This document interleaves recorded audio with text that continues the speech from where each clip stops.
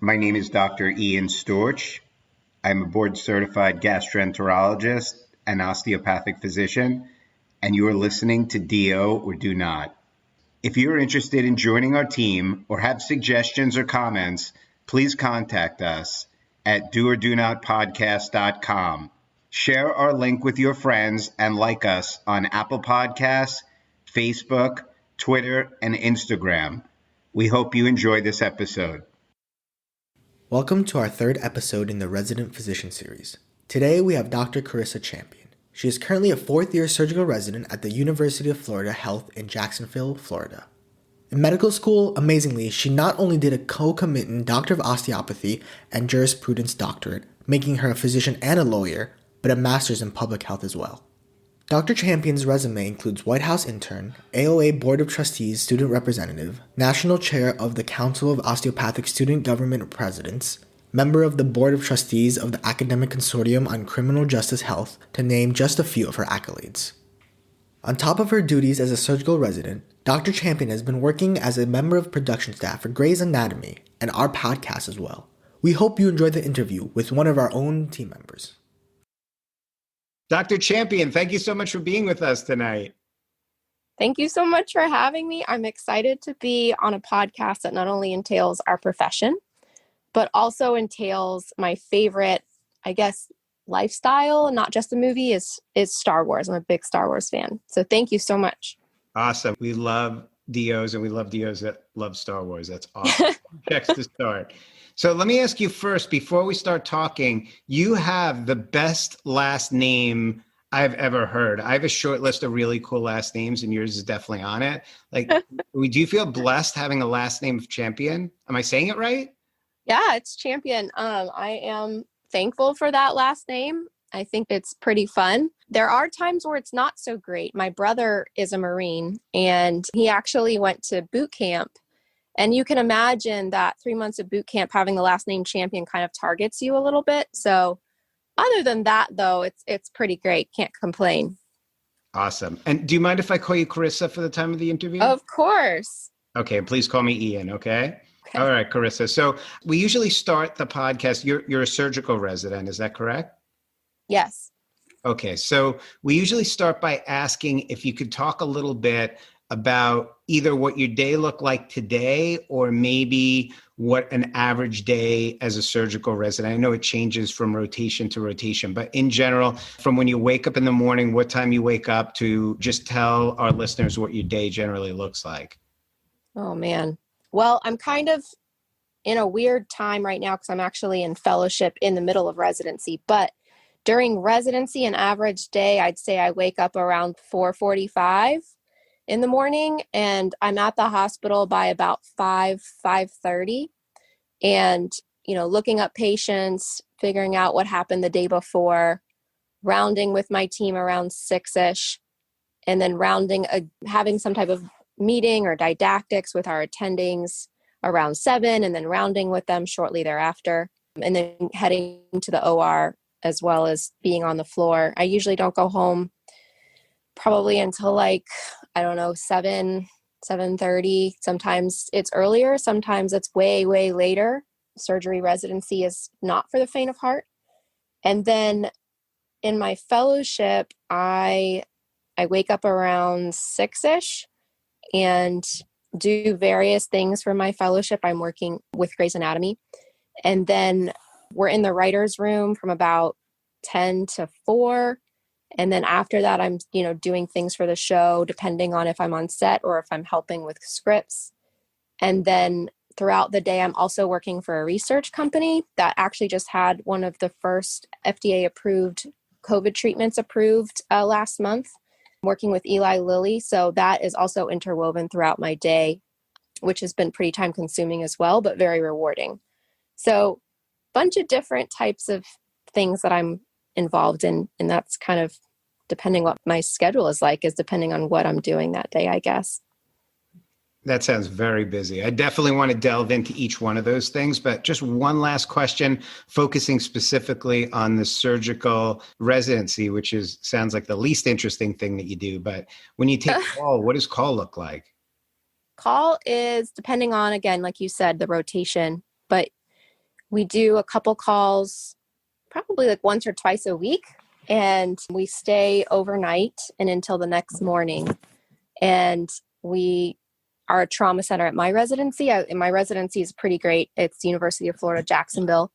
And we're a level 1 trauma center. So we'll have a lot of traumas that come in throughout the night, whether they be stabbings or gunshots or car accidents, etc. And we even get the occasional farm animal mauling because we also service a lot of rural areas around us. So we're pretty busy all night, and we're just taking care of patients in the ICU, on the floors, and then any patients that come in through the ER for emergency surgery or into the trauma bay for trauma surgery. So, I'll have calls where I'm literally operating just all night long. But honestly, I wouldn't have it any other way. Calls where you just sleep the whole time are nice because you get to sleep, but I don't know that I've really ever had that. It's usually just being busy the entire time. But when I'm in the operating room, I'm really happy. So I can't complain. And sorry, my dog she's on the interview with us. If you hear her snoring, that's Princess Leia, my 65-pound, thinks she's a lap dog. We're happy to have her too. We're happy to have you. We're happy to have Princess Leia as well.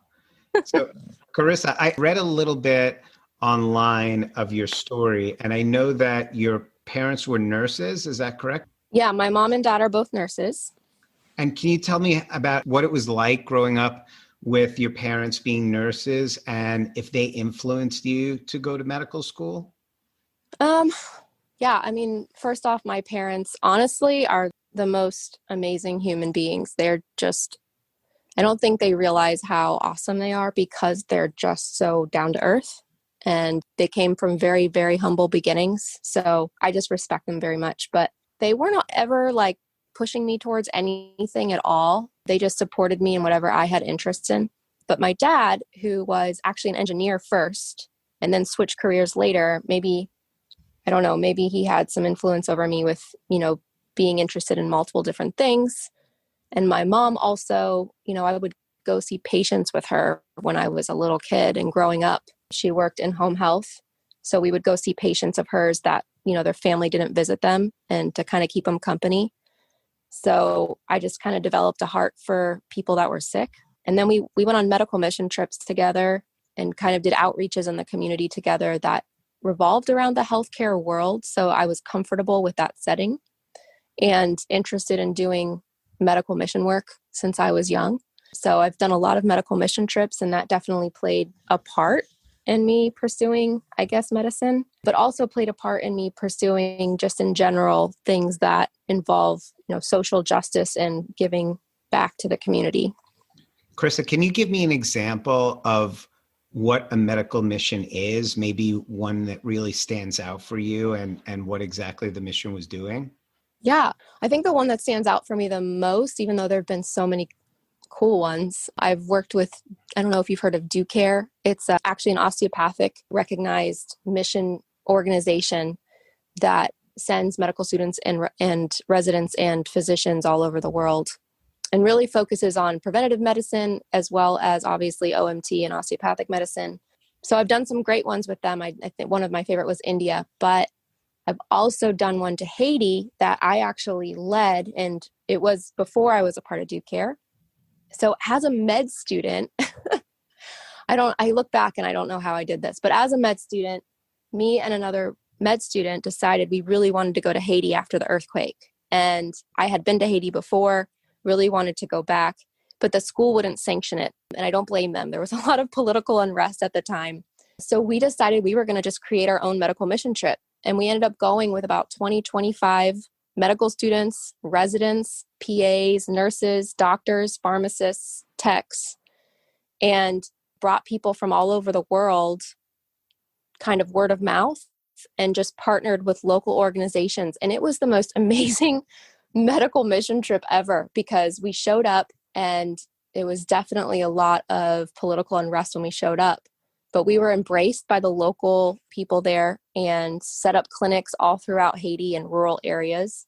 And we're able to not just help them medically, but really get a glimpse into their culture and share a little bit of our stories with them. and we're able to help educate them, which I think is the most important thing about a medical mission trip, a short-term mission trip. We could spend all night talking about that. But on short-term mission trips, I think the most important thing is to try to create something that's sustainable. So for us, we wouldn't see any patients until we could see that they had gone through some type of our educational training. So like well-child visits, we wouldn't do until the mom and the child had gone through some educational classes on child nutrition and safety education and things like that. So we were able to offer both education and medical care. It sounds like an amazing experience. So you went on these missions with your parents, who were both nurses, and then tell us a little bit about how you chose your college and when you actually decided you want to go to medical school and how you decided on osteopathic school specifically. Well, I knew I was interested in medicine, and I think I chose it for many reasons. But the ones that stand out are just that I was really drawn to healthcare, and more than anything, preventative healthcare that's centered around, being healthy instead of just treating the sick.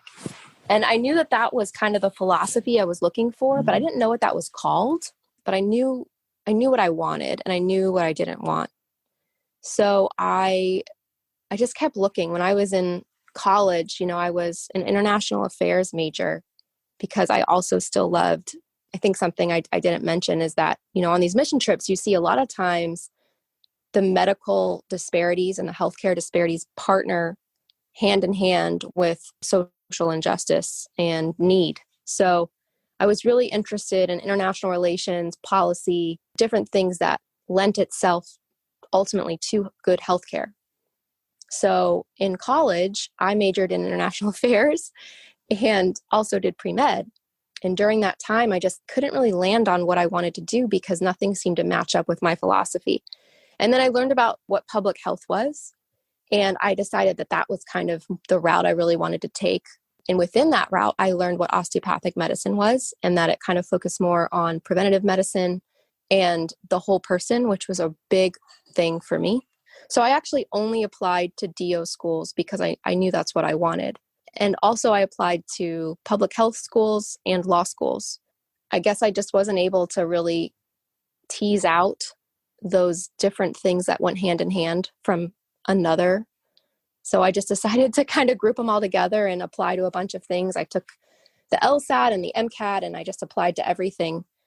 I think it was just hard for me to let go of any of them. So yeah, that's kind of a crazy journey. Yeah, that is absolutely crazy. So you sat for the LSAT and for the MCAT. That's crazy. Like yeah, that's a lot of studying, right?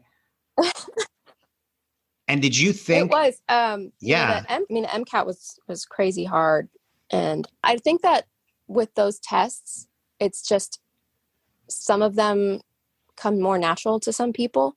Like for me, the LSAT is more about just reasoning. It's not about memorizing, and so I actually did really well in the LSAT. Whereas the MCAT, I didn't do so well the first time. I was just a lot of memorization, which isn't my strong suit. So I think it just depends on how your brain works best, depending on those tests. But yeah, so the LSAT, I didn't study very much because it really is just about how you think. But the MCAT, I had to study for like a year. Tell me, how did you pick your program and ultimately ended up doing a combined DO, MPH, and a law degree all at the same time? Is that what you did? Yeah. Well, like I said, I applied to a bunch of DO schools, and I applied to specifically DO schools that had MPH programs. And then I applied to law schools that also had public health programs. Because like I said, that was what was really important for me, was public health. And ultimately, there was only a few schools that kind of had something close to all of them. And Nova Southeastern University, or now it's called Kiran Patel College of Osteopathic Medicine at Nova Southeastern University, was a school that had all three. And not only did they have all three, but the law program was really well regarded in the state of Florida. At the time, they turned out the most judges of any law school in the state of Florida. And they had a really good program, and their public health program was supposedly really good too. And of course, their DO school was great. So I I approached them because like I said, I was having a hard time picturing going to law school in public health or DO school in public health because I still had so much curiosity and interest in all three of them. So I did some research and I wanted to see if anybody had ever done a DO JD MPH program and at the same time. And there hadn't been that, but there had been DO MPH programs and there had been 2 people who had done a DO JD. So I approached the university and I asked them if they'd be willing, because they also gave me scholarships when I was accepted. So I asked them if they'd be willing to let me try a program that I would help design. Bless you, Leia. And they were a little hesitant, as I don't blame them, but they ultimately agreed. So we crafted a program that would be 6 years, and that would be a full DO program and a full JD program. I think there was like 6 hours of credits that would overlap, but everything else didn't, and as well as get my MPH.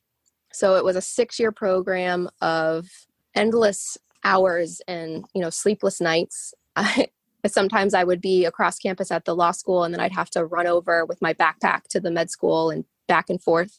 But I made it through and I'm so glad I did it. I wouldn't change doing that program. So as far as I know, I'm the first person to get a DO, JD, and PH simultaneously. There's definitely others that have the 3 degrees, but to pursue them at the same time. I don't know that anybody's going to follow in your footsteps on that one. I think that is totally amazing and slightly insane. Yes. Right? A little bit. I mean, I'm jealous. I think that's spectacular, but I don't know if I would be able to. I'm a really hard worker. I don't know if I'd be able to do that. That's pretty impressive. Well, for me, and I think it is crazy, but if you think about it, we all do things. We all have 24 hours in the day, and we all do things for work. And then we have things that we do when we're not working, for fun or whatever, out of obligation, whatever it is. And for me, I don't know that I could say it was fun, but for me, med school, law school, and the public health program were things I enjoyed.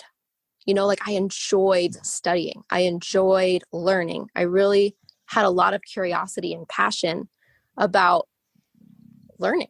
And it was really cool. So I didn't mind spending the extra hours. I mean, I hated tests, but I think that made it a little bit more doable, that I wasn't like, oh my God, I hate this. There were definitely times where I said that, but for the most part, it was just a lot of passion and curiosity. So I hope people will follow in my footsteps. I think we need more people to be involved in public health and health policy that are also physicians. Before I went to med school and law school and all of that, I worked in DC.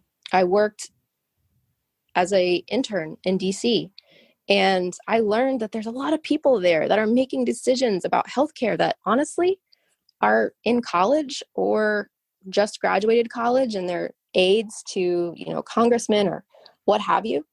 And they're the ones that are helping make these decisions. They're not healthcare workers. They're not people with a background in healthcare. They're a lot of political people. So if we don't get involved in those decisions, then people who have no idea, more than a theoretical perspective, are going to be making those decisions for us and for our patients. So it was a hard road. But if there is anyone who's listening to this that's interested in that realm, I can't recommend it enough.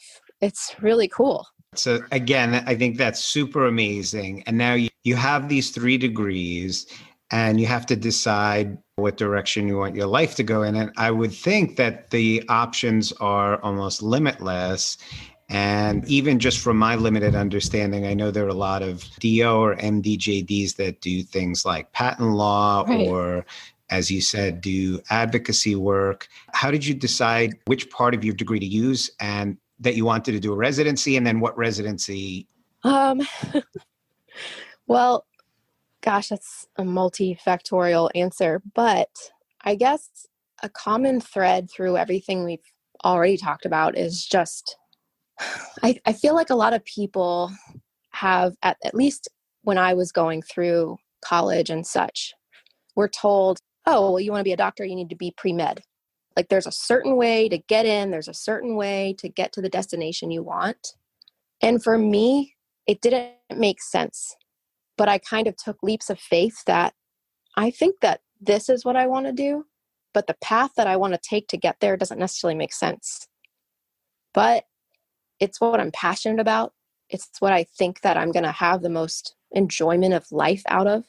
So I'm going to do it this way and just kind of take a leap of faith.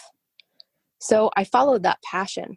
For example, in college, I did an international affairs major, even though I was thinking I probably was interested in going to medical school. And at that time, it's a lot more common now, but at that time, it wasn't common to have a non-traditional major. So after going through med school and law school for a couple of years, I started rotations, which was a whole experience in itself because I was still, a part of these other degree programs.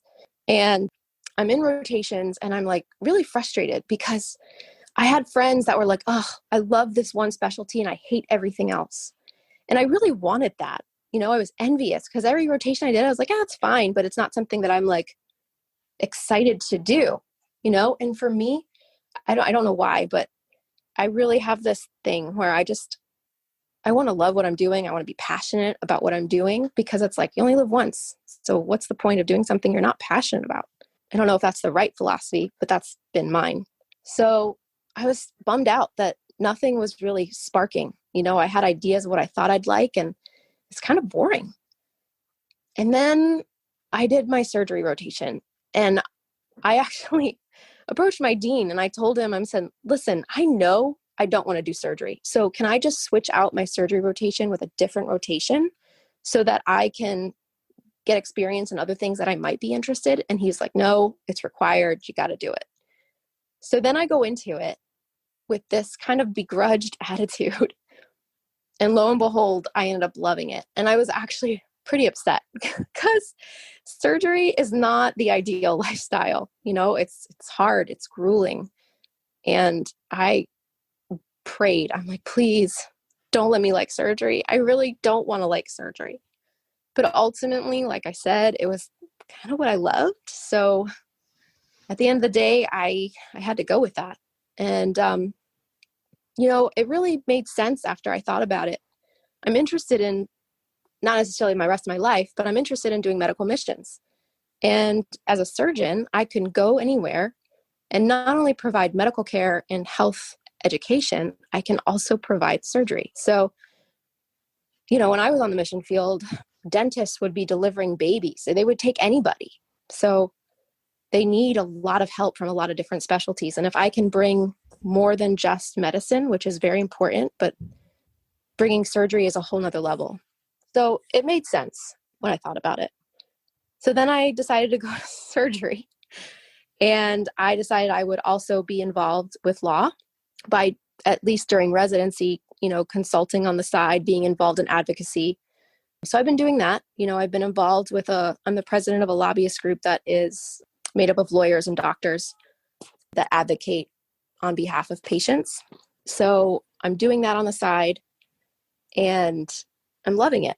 And then residency also wasn't super easy. I decided I wanted to do a DO program before the single gradation system was finished. And so I only applied to DO residencies for surgery. And I got into one. And then 2 years into my residency, they closed. So then I had to go back into that whole process and find a new residency. And I'm now in Florida, like I said. But it was definitely not easy. Carisa, the whole thing's unbelievable. I mean, the fact that you're doing all these things at one time. And I really want to delve into a few of them. But before we go further, I was hoping that you could comment on a few things. The first is, what was it like being a woman and applying to surgery? Was that difficult? It's classically is thought of as a male-dominated specialty. What was it like as a woman applying and then going into a surgical residency? Yeah, I think that's a great question. And it's a question, honestly, I get asked a lot by women who are interested in surgery. And honestly, when I was a med student, it was really hard, because when you're in rotations and you're trying to make a good impression and you're working really hard and doing your best, it's very obvious that the attendings, they're at some residencies, and I don't want to say that this is all of them because it's definitely not, but some residencies, it's very much a man's world, and there's almost no women in the program, and the things that they talk about can seem really demeaning. In other programs, I mean, it's sometimes even more women than men now, but when I was a med student, it was less so. So it's definitely something that's noticeable. I think that we're making progress. We're definitely making progress, but it's still very much palpable that, especially with like the Me Too movement and all these things, that some attendings are just kind of begrudging to the idea. But I don't want to downplay that there's still really awesome attendings out there who really come along women and understand that it's not an easy road for them. So I think that the more that we advocate for women mentors and women in surgery, the better. There's actually a lot of cool studies out there that show that women can either be as good or better in surgery than men, which is interesting. I think there's a lot of like attention to detail sometimes that show up in these studies. But yeah, in general, I'm thankful for women mentors who have really come alongside of women and just built us up. Carisa, I'm jumping a little bit, but if a female medical student was thinking about surgery as career, what are the pros and the cons, specifically as a woman, that you would present them with in helping them make a decision? Yeah, I mean, that's a totally fair question. It's definitely hard with work-life balance. I see women in other specialties, and not that any specialty is easy, because that's definitely not the case. But with surgery, the hours are undeniably more, and the intensity can be a lot. So traditionally, it's been almost like women will whisper to you during mentorship type discussions, if you're thinking about having kids, don't tell anybody because they're not going to hire you, or, that kind of stuff. And I think that's so sad. And I think it's changing, but it is a reality that there's a lot of women who are hesitant to have a family during residency for surgery, during residency in general, but especially for surgery. So, I tell women, like, I'm not married, I don't have any kids, but I want to have a family. And I tell women, if you want to have a family, do it, because this is your life. So I think that if it's something you want to do, it's not something you should be talked out of for logistical reasons. I guess it kind of goes back to what I said before. If it's something you're passionate about, then that's something you should pay attention to. And what I tell women and men who are interested in medicine in general, I tell them, I'm like, listen, it's amazing. There's nothing else like it in the world. But if there's anything else that you can do and be satisfied and happy, do that, because it is really hard. And I say the same thing for surgery to both women and men, that if there's anything else you can do and be happy specialty-wise, do that. But if surgery is your thing, that's your thing. I think that's great advice. I have a few other questions that relate to some of the other things that you said and that I've been asked and I don't know the answer to. So I'd love for you to answer them. The first one is, I once had a student ask me, as DOs in some countries don't have the same practice rights as we have in the United States, when it comes to medical missions in other countries, does that potentially limit where you would be able to go? That's a really great question. So DOs are having more and more practice rights every day. We just most recently were recognized by Australia, thanks to a lot of the work done by the NBOME and the AOA. And basically, when a person wants to do a medical mission trip in another country, if it's not a country where we already have practice rights, where if you look at them, there's quite a few that we have practice rights in. It's not that many countries that we don't. But if there is a doctor that wants to go to another country that doesn't currently have practice rights, then the AOA can help with that. And basically there's a couple of things that go into it. Did you train in a DO program? Did you train before the single accreditation system? Did you train in an MD program? Traditionally, ACGME versus AOA. And if you train in an ACGME residency, it's a lot easier because the ACGME is recognized all over the world. Not in every country, but all over the world. So they'll look at your residency, they'll look at your credentials, but the AOA can pretty much help with getting DOs into any country for at least a temporary mission. And then that kind of creates a bridge to getting practice rights there. pretty much the countries that we don't have practice rights in, it's not because we weren't able to get them, more than it's just that DOs hadn't expressed interest in going to that country yet. So yeah, the AOA is pretty great about working with people to help them. So it's definitely an important organization to be a member of, because they're kind of the only ones that really advocate for our practice rights in general. Okay, Carissa, that's super helpful. I'm going to kind of switch gears. First of all, the fact that you went to law school and did an MPH is amazing. The fact that you're a surgical resident is amazing. But the original reason that I was given your name and told you have to interview this woman is because of the Grey's Anatomy Fellowship. So can you tell us a little bit about, first of all, how you even got involved in that, and then what it entails? And you talked a little bit about it earlier in our discussion. Maybe you could tell us a little more about what you do with that fellowship. Sure. Yeah.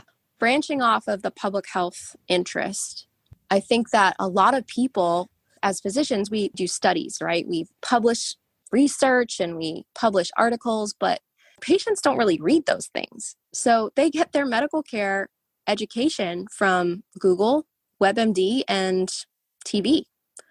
So for me, it was something I was kind of interested in as far as just getting medically accurate information to the public.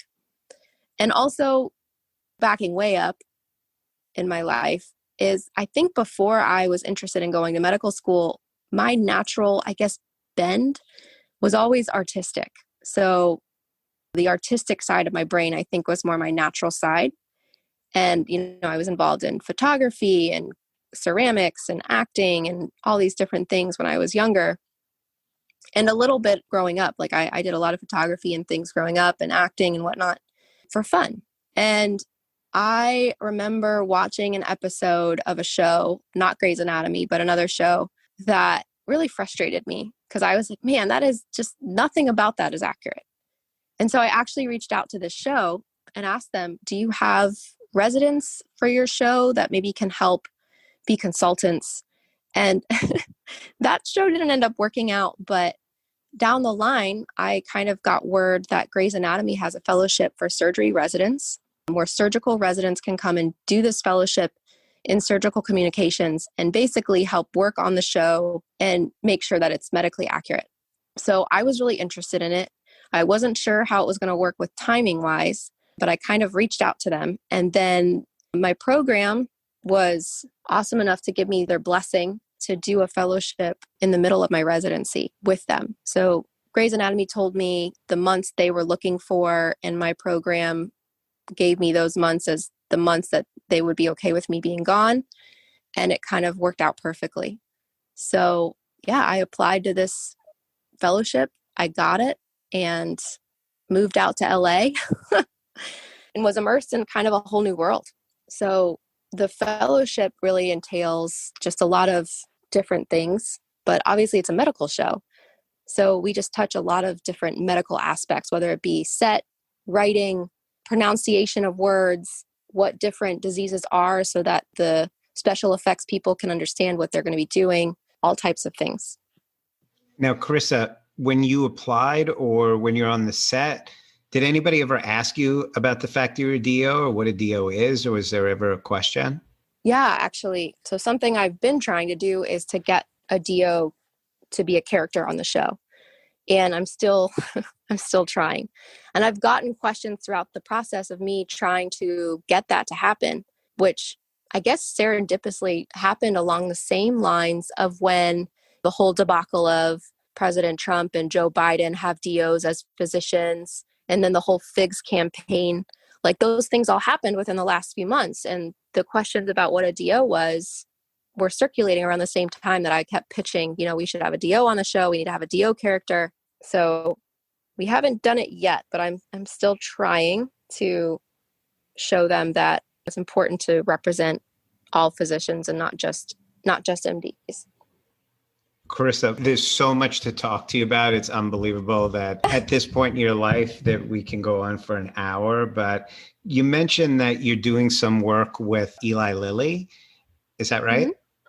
Yeah. So that's industries. Now, on top of the fact that, again, you have all these degrees, you're doing advocacy, you're doing medical missions, You have this fellowship on Grey's Anatomy. You're doing a super hard surgery residency. You're also working in industry. So can you tell me how you got involved with Eli Lilly and what role you play with them at this point?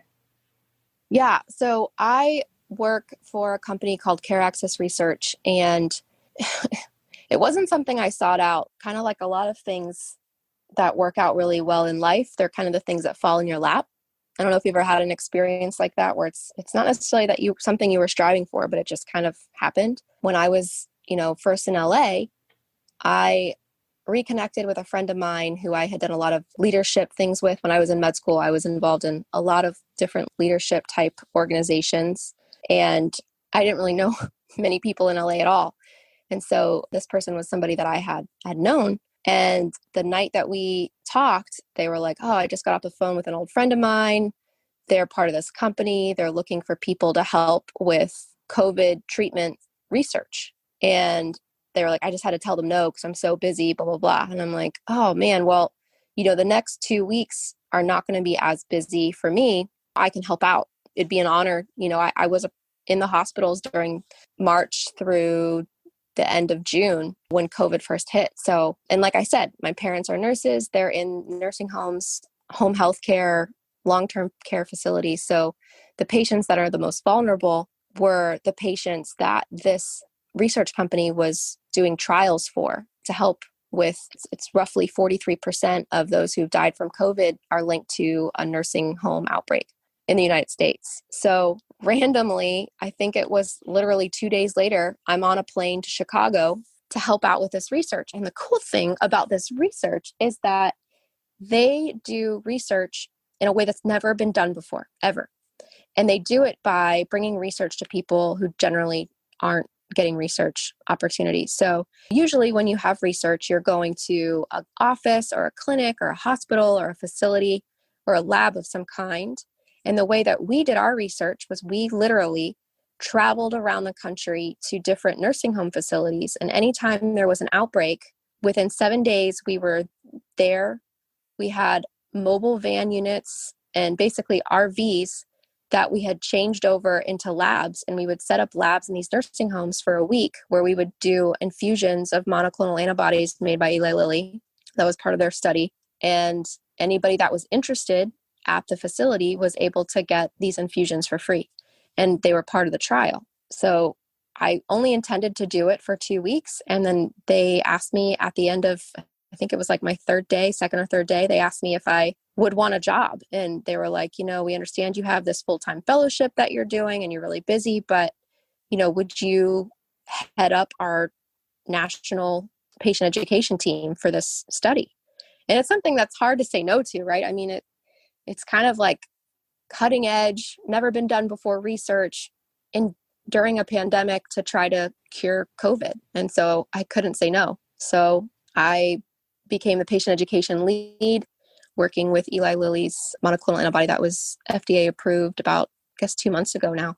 And it's all over the country in different hospitals. I've actually had several friends who've reached out to me and they're like, oh my gosh, my family member got the monoclonal antibody that you were working on and they're out of the ICU and they're fine. So it's been pretty cool, really humbling and awesome to be able to be a part of that. So yeah, I've been blessed. I've gotten to have a lot of different experiences in the last few months that have been really stressful, but I wouldn't trade them. Carisa, the one thing that I would say, and I really appreciate it from you, but you're very humble and obviously you're super intelligent. You are the most educated person I think I've ever met. Your resume is spectacular.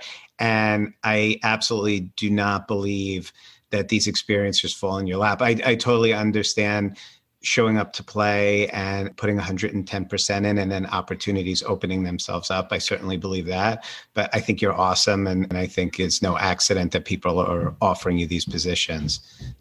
Thank you. Yeah, no doubt, no doubt. So now you are going to finish your surgical residency. You told us about all of these things you're doing. And obviously I'm not asking for you to commit, but do you have an idea what direction you want your life to go in? Like it can go in infinite directions from here. Do you have any idea what you want to do when you're done? That is a great question that I ask myself all the time.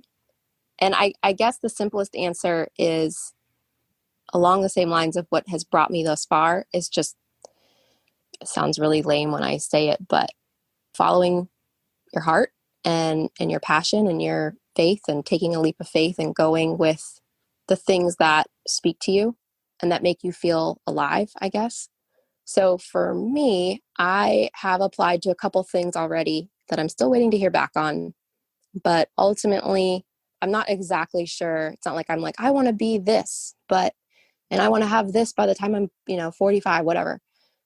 It's more, I know I want to be involved with medical missions and underserved communities. I know that I want to be involved in the health policy and health law world. I'm still residency. Obviously, I haven't gotten to do as much law as I want. And it's not that I want to be practicing law in a courtroom, but to be able to be involved in health law and health policy. I think I'm going to continue somewhat down the same road I've been traveling for the last 12 years, is that kind of doing a little bit of everything at the same time, but really just the overlap of those things, health policy, surgery for underserved communities, all of those things work together. I know sometimes they don't sound like they do, but they really do. It's what I've seen anyway in the last 12 years.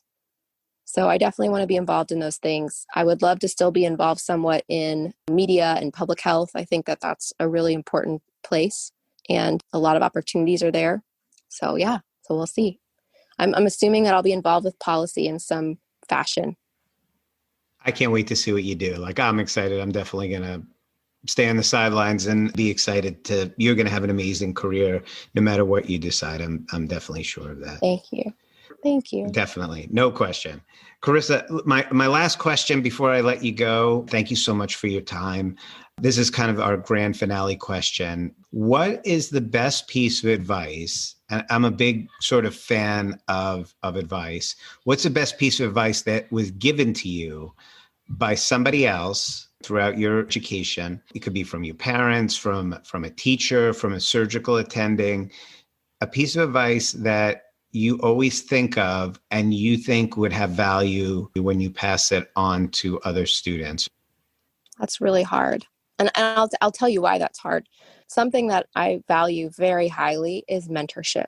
I don't think that I would be who I am or where I am today without this insatiable craving for mentorship. Like I seek it out, and I respect those who take the time to mentor others, because it's not like they're getting quote unquote anything out of it, right? Like they're not getting paid to do it.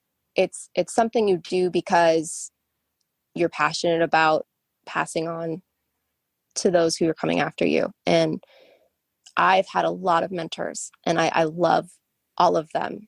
So choosing one piece of advice from any of them would be super hard. But I think what I can say is that you should seek out mentors, right? Like you if there's something you're interested in, find somebody in that, find multiple people in that, and ask them, why they do it. And I think that the more that you do that, you'll find people that when they say something along those lines, it'll speak to you. Part of their journey will speak to you and help give you some guidance and give you perspective that maybe you didn't have before. And another piece of advice that I normally give is you can do more than you think you can do. I've had a lot of people throughout the last, I don't know how many years, who always tell me, and there is some truth to this, but they always tell me like, you do so much, like maybe you should just focus on one thing. And I've tried that. And what I've learned is that when I focus, for me, this isn't for everyone, but for me, when I focus on one thing, I don't do as well in the other things. Like I guess I lose a little bit of drive, or I get bored, and I just don't do as well. So for me, I've learned that you have to seek out mentors. You have to know what works for you, and, really continue to stay humble and know your boundaries. So you can do more than you think you can. You really can, because that time is going to pass. Those 24 hours are going to pass, whether you're doing something you're interested in or you're just on Facebook because you're not wanting to, do whatever you're supposed to be doing, which may be my problem. But I think that you need to know when to say no and when to say that's something that I can do. and something that I can do well and that won't encroach on your family time or your mental health. So I think that was a lot of answers to your question, but I think those are important parameters to have in place. Chris, I think that's great advice and super appreciated. And I think all of the students that are listening need to rewind and listen to that a few more times and kind of, yeah, no, because it's super profound. And I think it's totally true. Carisa, yeah, thanks. Thank you so much for your time tonight. I can't tell you how much I appreciate it. And all of our listeners, I'm sure, will appreciate it as well. Yeah, absolutely. And can I ask you a question? Of course. Okay, what's your favorite Star Wars movie? That's a tough one, but yeah, that's hard. And obviously everybody bashes the 1, 2, and 3, so I can't pick one of those. But yeah, I have to say it has to be Return of the Jedi. That's mine. Yeah, and I think it's just like seeing Luke in Jedi robes finally and wielding a lightsaber and kicking butt, like, yep, nothing beats that. I totally agree with you. This concludes our episode of Do or Do Not. Send all inquiries, comments, suggestions, and even let us know if there's someone you want us to interview to doordonotpodcast@gmail.com. Don't forget to like us on Facebook at Do or Do Not Podcast for updates. If you enjoyed our podcast, please share it with your classmates and administration. We have plenty of more interviews lined up, and we're excited to share them with you. This is Tian Yu Shea. Thank you guys so much for listening to Do or Do Not.